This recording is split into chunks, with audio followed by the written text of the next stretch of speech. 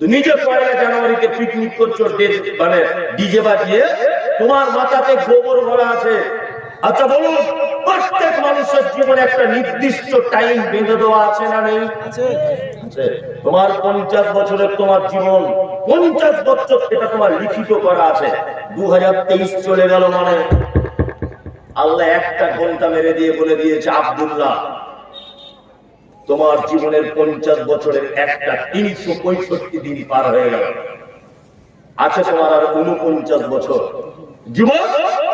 তোমার এটা উচিত ছিল যে 1 জানুয়ারি আগের দিন রাতের বেলাতে বিছানার বালিশে মাথা দিয়ে নিজে নিজে অনুশোচনা করা যে 365 দিন আমি কতটা আল্লাহর ইবাদত করতে পারলাম, আমি কতটা নবীকে ভালোবাসতে পারলাম, কতটা আমি ফরজ নামাজ পড়তে পারলাম, কতটা মাদ্রাসায় দান করতে পারলাম, কতটা নফল